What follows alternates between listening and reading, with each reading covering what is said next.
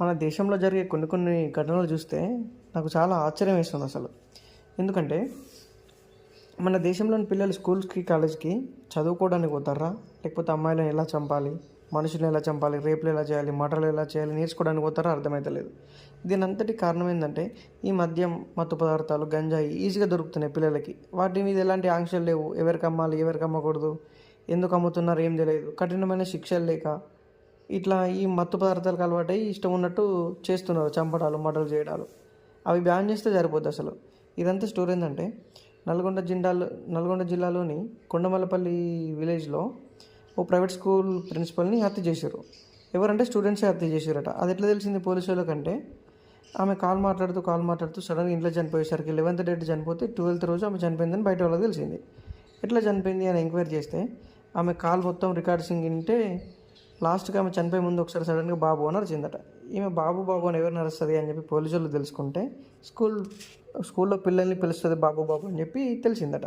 So school పిల్లలే హత్య చేశారని చెప్పి వాళ్ళు కన్ఫర్మ్ చేసుకొని అందరినీ అబ్జర్వ్ చేస్తున్నట్టు కొన్ని రోజులు. అబ్జర్వ్ చేసినాక ఎవరెవరు వస్తున్నారు, ఎవరెవరు ఎటు వేరు అని చెప్పి మొత్తం చెక్ చేసేసరికి ఆ దొంగలు ఎవరు, ఆమెను చంపిన హత్యను చేసింది ఎవరో వాళ్ళందరూ బయటపడ్డది.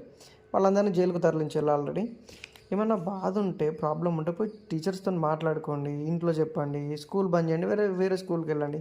ఈ చంపడం ఏంది అసలు? అయినా ప్రభుత్వంలో శిక్షలు సరిగ్గా లేవు. ఈ 2022 నుంచి చాలా అంటే చాలా హత్యలు ఈజీగా జరుగుతున్నాయి. ఎలాంటి శిక్షలు లేవు. డబ్బు ఉన్నోందే రాజ్యం అయిపోతుంది. ఎవ్వరికి న్యాయం అనేది జరుగుతలేదు. హత్యలు చాలా సింపుల్గా చేస్తారు. దీనికి గల కారణాలు ఏదో ప్రభుత్వం కొంచెం వాటిపై దృష్టి పెట్టి ఈ హత్యలు చేసడానికి శిక్షలు వేయాలని చెప్పి కోరుకుంటున్నా. ఈ చదువు చెప్పే టీచర్స్ చదువుల్లో తల్లితో సమానంగా తెలుసుకోండి. ఇప్పుడు మీరు హత్యలు చేస్తున్నారు, చిల్లర పనులు చేస్తున్నారు, చదువుకోవట్లేదు.